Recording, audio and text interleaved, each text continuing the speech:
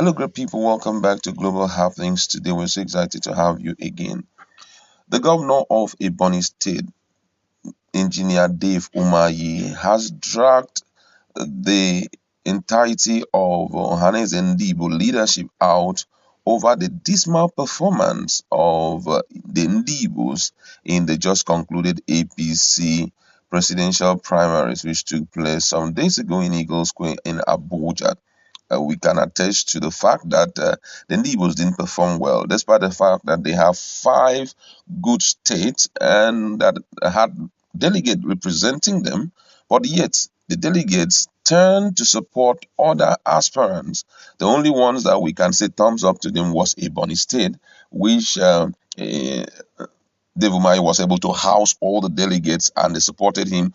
And one person they supported, another candidate from Ebonyi State. But for the others, it was a different ball game and it's quite a shameful thing. But he has decided to talk to Ohanaeze and the president of Ohanaeze. We're going to be looking at all of these in a jiffy. But before we do that, if you've not subscribed to our channel, please do well hit on the red subscribe button and also the bell icon so that you can get notification anytime we publish our videos. Now, according to the news, the governor Dave Umahi of Ebonyi State has berated the Apex Igbo Sociocultural Organization Ohanaeze over the voting pattern of Southeast delegates during the just concluded presidential primary of the All Progressive Congress APC. Umahi, who expressed displeasure with Ohanaeze said he no longer believes in the organization. The ex-APC presidential aspirant spoke in the Uburu area of Ebonyi State on Saturday while accusing Southeast delegates of a high level of betrayal during the APC presidential primary election in Abuja. Umahi insisted that it was a big shame that Igbos failed to make a statement with their delegates. According to him, he says that the presidential election was an eye-opener to Ebonyi State. I thank God that through your support, we had a victory. We decided to contest so that the Igbo people would not say that we do not have qualified people. The Igbo man has 5 states and we should be asked why. Why is it, or why? Is there any fairness? Other states have 40 to 50 local government areas. How do you expect an Igbo man to win? But the worst is the attitude of delegates from the Southeast. I met with delegates from the Southeast and begged them to vote for any aspirant from the Southeast. And by doing so, we will make a statement. Only Ebonyi State stood for both the APC and PDP. It is a very big shame that our people are crying over marginalization. I am ashamed of the president of Ohanaeze. He can no longer be my president. It is a very big shame. Every woman should be weeping for himself. And let me warn the youths in Ebonyi State that those leaders selling us out should not be considered our leaders again. Oh my God.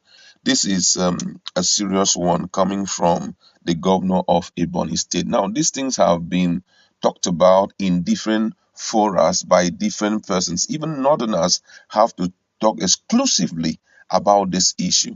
If you check our video, you're going to see one of the Northern analysts who took out time to talk about this, that the people marginalizing Ndibos are not Nigerians, but it is actually the Southeasterners themselves are the one behind the marginalization they are talking about. That it was only Ebonyi State that took out time to vote for their own candidates.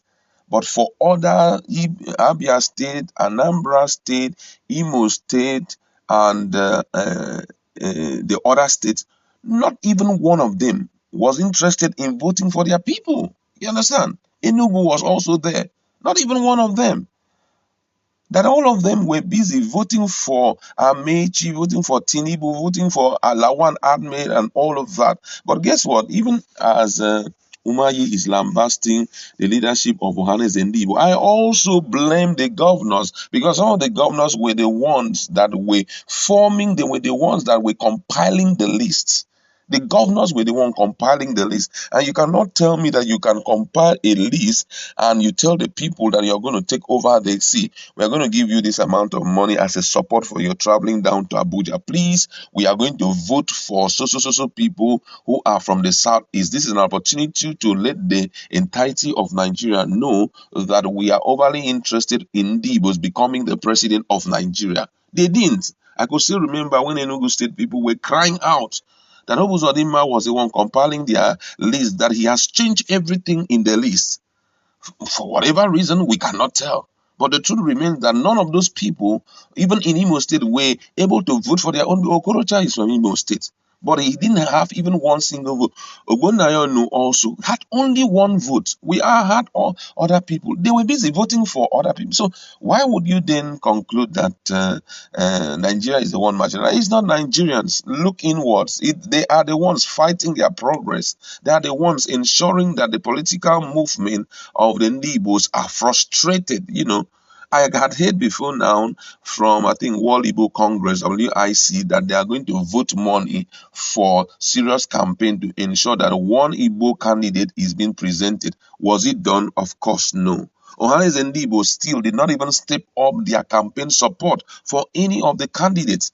Unfortunately, I must say this, that what I have realized is that there's more coordination when it comes to the Southwest. But when it comes to the Southeast, when it comes to politics, so if you are talking about business, they coordinate, they network and all of that. But politics, it's a no. No, there is little or no coordination. There's no networking in politics. Instead, they hate themselves. They behave as if everybody have crown on their head. And since we all have crowns, we must look for how we can struggle out the kingdom for our individual self. Totally wrong. And another big problem that I have to say here that the Igbos have is the fact that they don't even have one person that can speak, and the entirety of Ndibo said, no, we've heard this man has spoken, we have to stand by him.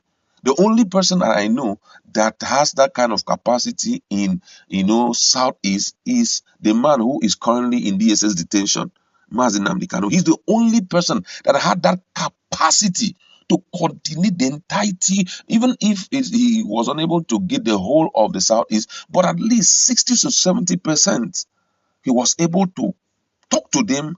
I don't know how he did it, but he was able to capture their minds, and they did his bidding. If he says, no going out today, everybody stand by it. No going out today. But to say the elders of Igbos or governors, and nobody respects them. And I mean, that is one of the disintegrating factor. If you don't respect and honor the words of those whom you call your leaders, why then did you even elect them to become your leaders? Everybody is like a king with crown on their head. Nobody wants to say, okay, this is the person that is the lead guy. We must subdue. Even during most of the time when I check my comment section, I'm always shocked when I see certain funny replies. Somebody will say, please go away. How can you ever mention that useless group called Ohanaeze and Igbo? You are calling them useless. Then what do you expect? Everybody will call. They say because they are not performing, they are not doing that and all. Then during the period of selecting someone who will front Ohanaeze and Igbo, you need to select people who have integrity, people whom you know that their words are their bond. That is what you need to do, not to pick anybody and put there, so that you can respect the person. When he speaks, the entirety of Igbo will bow their head. Even their monarchs, nobody seems to be listening to anybody, and it's totally bad. Totally bad.